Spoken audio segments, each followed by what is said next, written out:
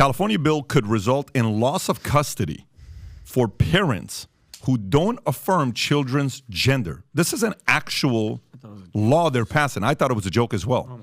So a video in which a patent and attorney obliterated Representative Wilson's backpedaling on child abuse claims and vague terminology. If you want to have that, put that clip up, Rob, you got the Twitter link here. California AB 957, known as the TGIU Empowerment Act, could lead to child abuse accusations against parents involved in custody battles if they do not affirm their children's chosen gender identity. The bill initiated on Assemblywoman Lori Wilson aims to prioritize the parent who best affirms the child-selected identity in custody disputes. However, the legislation does not explicitly define what affirmation entails.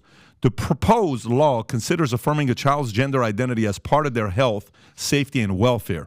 It grants the court system the ability to make custody and visitation decisions based on a parent's affirming of their child's gender identity. And by the way, this lady gives this talk. You don't have to play the whole thing, but play the first 30 seconds, maybe a minute, and then we'll respond to it. I am Erin Friday, lead of Our Duty, an attorney and a mother of a girl who used to believe that she was a boy. AB 957 is the first bill in the nation to codify into law that a parent who does not affirm the gender identity of the child is abusive. There is no nuance in this bill. It matters not the age of the child, the absurdity of the identity, adopted, comorbid mental health issues, or persistence. Family court judges will be compelled to favor the child who will affirm the child's delusion. Parents can easily game the system and use gender as retaliation against each other. What happens when one parent will socially affirm the child but will not agree to medicalize? Does the parent willing to do more transitioning prevail? AB 957 unambiguously states that the health, safety, and welfare of the child includes a parent's affirmation of the child's gender identity. You can pause it right there. Tom, what's your reaction to this? The reaction is Lori Wilson is pandering to the mob, where she probably gets donations and things. And what she's putting is custody is such an important thing, equality of custody. And it is so important that parents both get a fair shake, because kids are going through a stressful thing called the divorce. Kids at 10 years old are being asked to take a stance against mom or dad, by mom or dad. This puts kids in incredibly stressful situations in the first place. And now you're asking a kid to put something else on the table or be manipulated on something else, and then the parents go after each other. Look, divorce and custody battles in this country are flamethrowers enough. And now this lawyer is correctly pointing out that this bureaucrat, Lori Wilson, is putting AB 957 out there, that in addition to, do you support public school or private school? Do you let them hang out with their friends or not? Do you let them have a cell phone or not? All these things come up in divorce cases. Divorce cases and custodies have been flipped on what age would you allow the kid to have a phone to text their friends. And judges are going one parent or another on freedoms and disobedience. Now you're just putting another log on this great big fire, an absurd log, which she points out does not have clear definitions of what all this affirmation is. This is lunacy. And if you step back a little bit even more, Tom, look, I mean, we talk about gender affirming care. I mean, we don't have that term, but you guys have here. Let me just step back a little bit and ask a simple question. Why can you not have sex with a child? It's illegal. They're underage. But why? But why is that? Because a child can't consent to sex. Exactly. A child cannot make the decision to have sex, which sex is a normal thing for human beings to do. But a child can consent to change their sex? Is that what you're telling me? Correct. A child is capable. They're not allowed to drink. They're not allowed to smoke. They're not allowed to take certain drugs. They're not allowed to get married. They're not. But they are able enlist in the army. Right. But they can make this decision. Is that what you're telling me?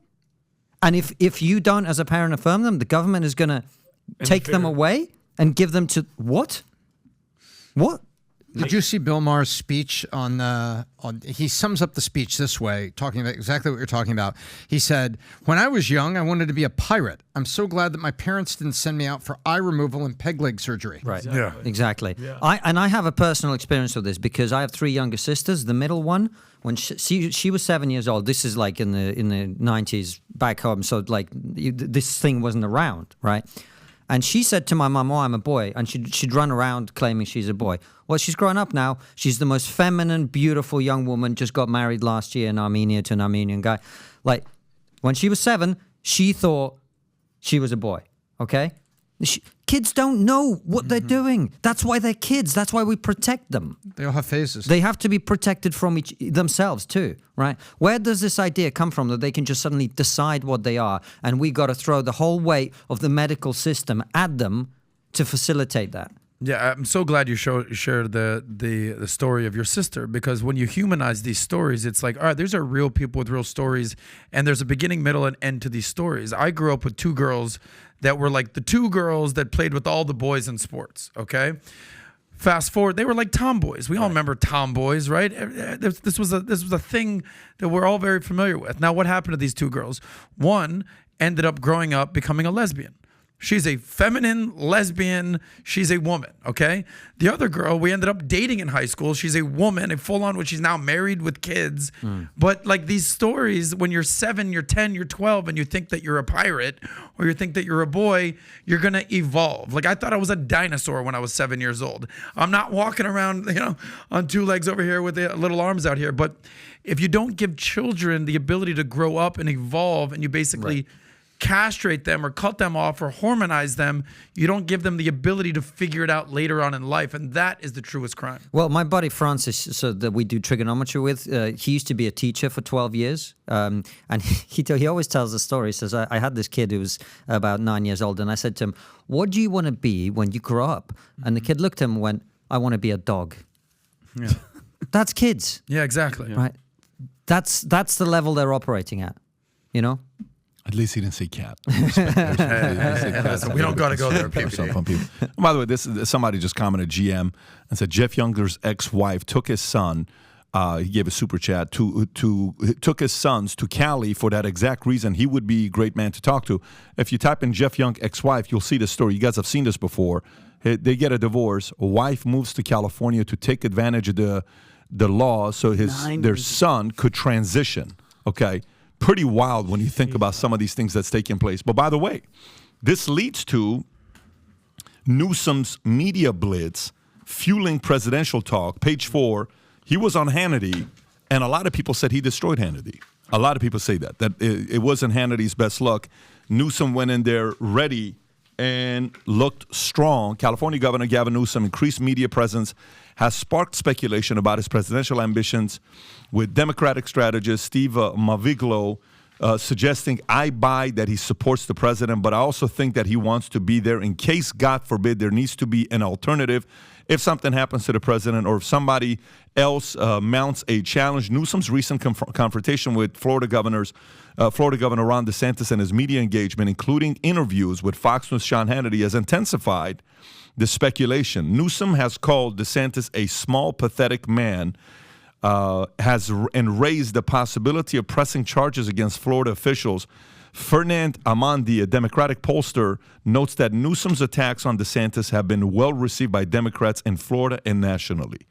So, what is this a publicity stunt? Is this a preparation for a presidential run? What do you think is going on here with Newsom, Tom? I think this is a run, and we're just waiting for the DNC, and we've been talking about this on this podcast with some factual things that have been coming up. The DNC hasn't taken a stance on certain things. The DNC has been leaking at certain times non-favorable Biden articles to people like the New York Times. There is a backroom undercurrent going on here that if you look at it, you do not have to be a conspiracy theorist, you look at it. He is saying, "I'm running," and he is putting his group together.